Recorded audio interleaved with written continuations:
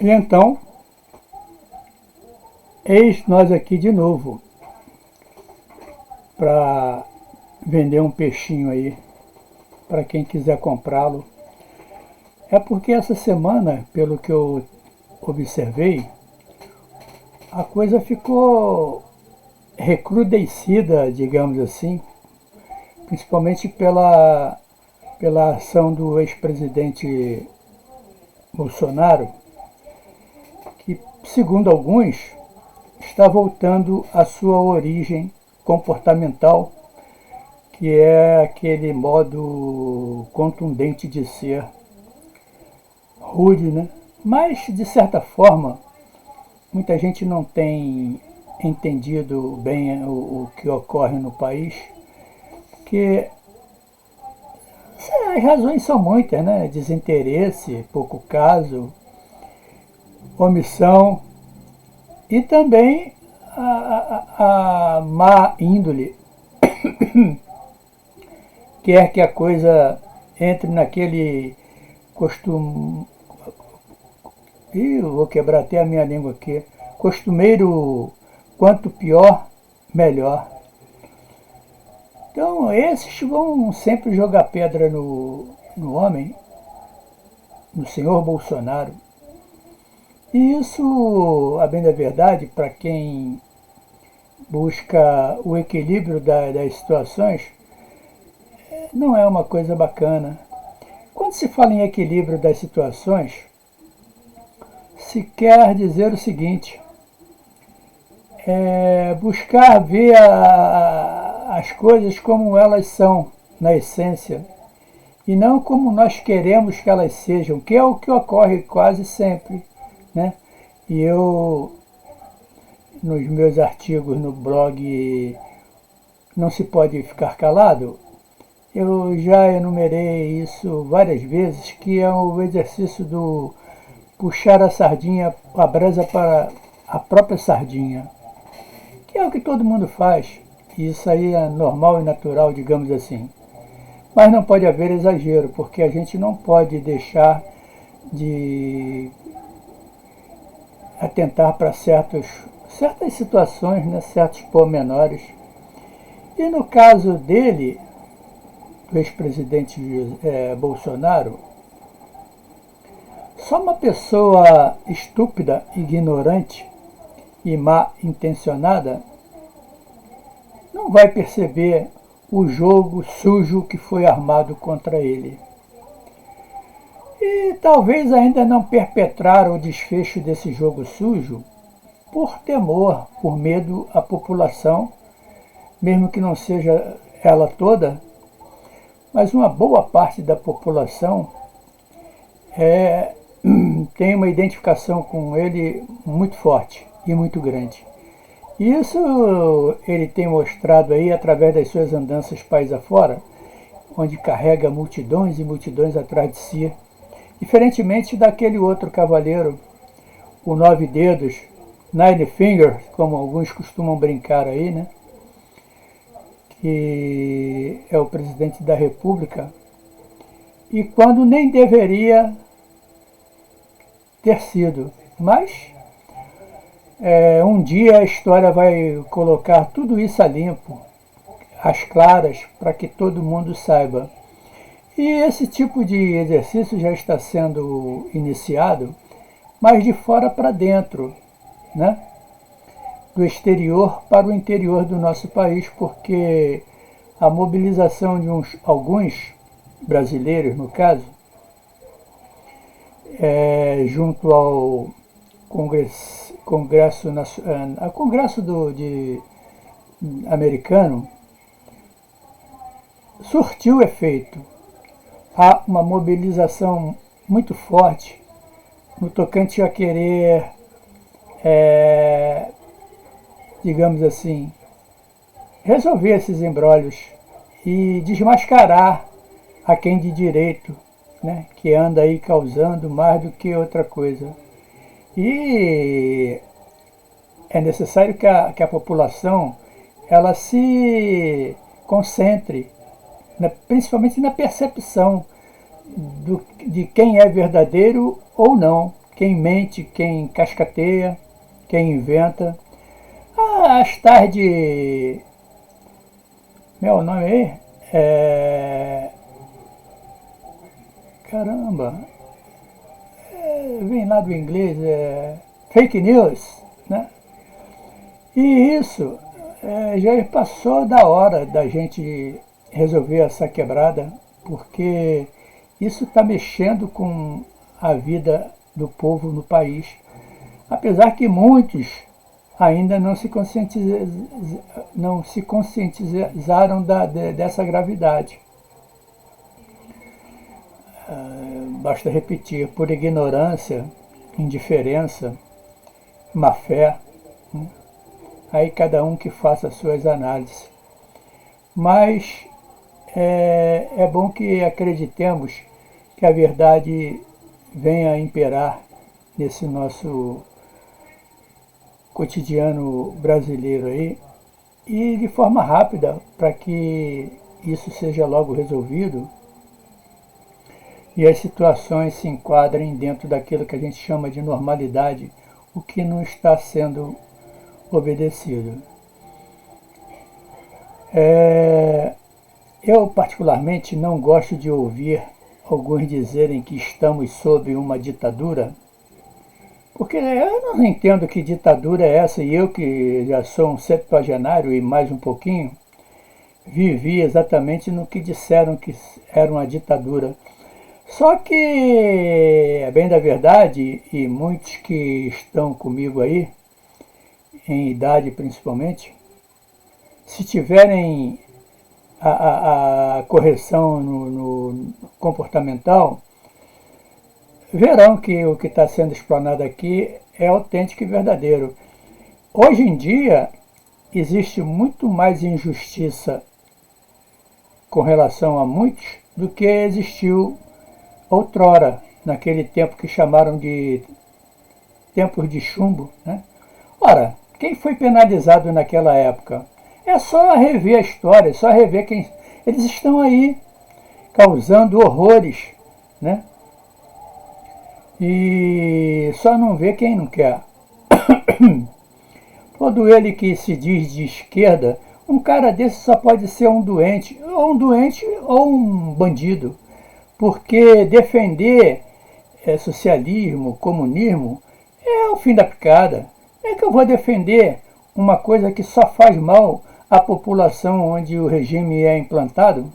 A gente vê aí Cuba, Venezuela, Nicarágua, a própria Rússia e China, né? A Rússia disseram que houve lá um tal de perestroika e acabaram com o socialismo lá, mas isso não é autêntico, não é verdadeiro.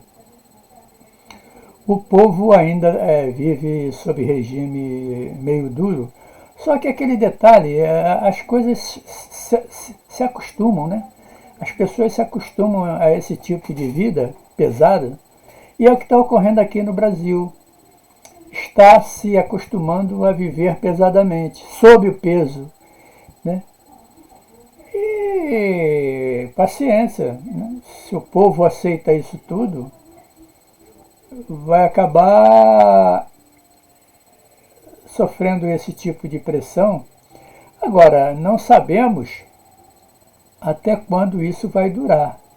Porque as ilegalidades são muitas, cometidas aí por agentes públicos que se dizem representantes de lei e justiça, mas que estão causando horrores. Isso é dito por pessoas superentendidas desse assunto. Uma delas é o jurista renomado Ives Gandra Martins. Tem também aí um ex-procurador chamado Sebastião de Araújo. Esse é contundente nas críticas, principalmente ao Alexandre de Moraes. E ele afirma categoricamente que essa pessoa é criminosa, né?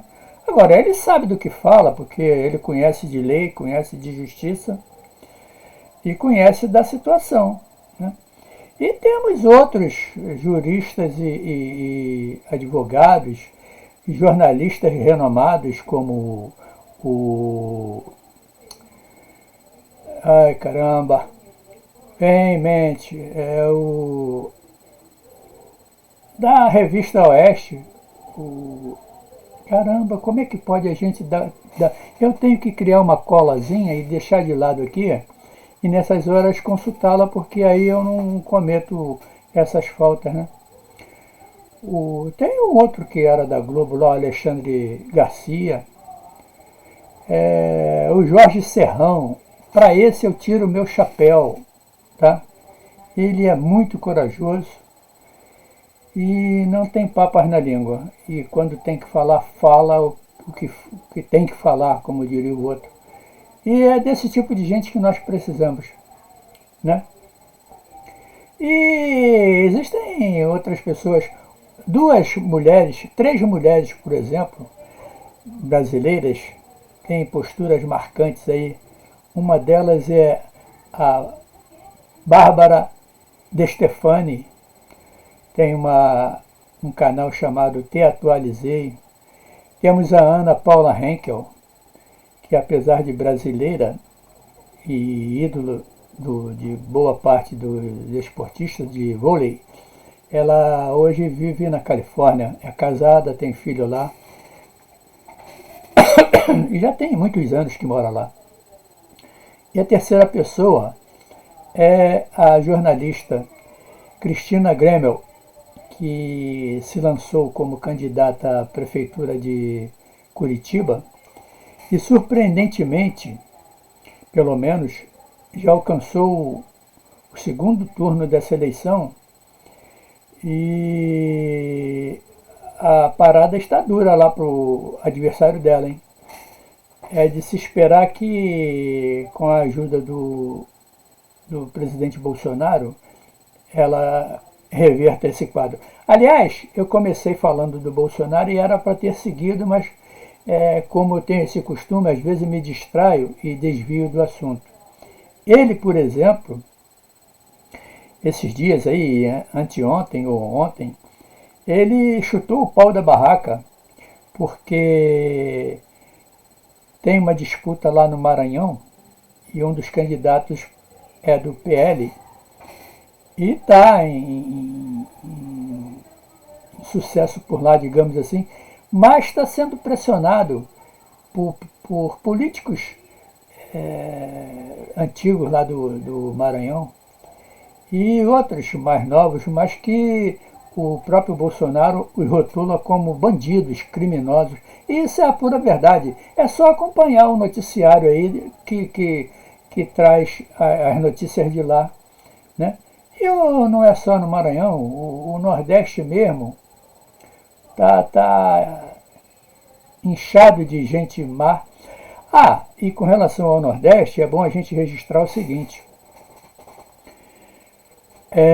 O PT foi arrepiado de lá. Parece que até na Bahia ele não logrou êxito. Ainda está disputando agora o segundo turno com duas, no máximo três capitais, mas que pelo andar da carruagem não conseguirá um bom resultado, né? E a título de ilustração, numa cidade de Sergipe chamada Lagarto, que é onde a minha família originou-se lá, eu dei uma analisada em parte das eleições pelo Brasil afora, mesmo no plano municipal, e vi que lá no Sergipe o PT bateu de frente. Inclusive o candidato dele para prefeito na capital ficou em terceiro lugar com 3, parece que não alcançou nem 3% dos votos. E nessa cidade chamada Lagarto, também o PT bateu de frente. O candidato deles saiu em terceiro lugar, né, junto com o candidato da capital. Muito interessante e muito representativo isso, porque passou da hora desse partido da tralha ser alijado do sistema político nacional. Já passou da hora. E eu vou confessar-lhes aqui um segredo, como diria o outro. Eu fui um petista roxo, igual os trouxas que ainda existem por aí, até 2005, 2006. Mas quando começaram a surgir as imundícies todas petistas, de Petrolão, Mensalão, mortes de prefeitos, paulistas principalmente, e um montão de outras mumunhas e maracutaias, eu botei 5 merréis no veado, como diria um amigo meu de longa data, e pulei fora. Peguei os apetrechos de política, joguei tudo fora e não cheguei a virar a casaca porque eu vinha anulando meus votos até a eleição de 2022, quando, um ano antes, comecei a estudar o que estava acontecendo no país e depois de ver estarrecido o que essa tralha petista fez, faz e ainda fará, falei, não há como não apoiar o presidente Bolsonaro.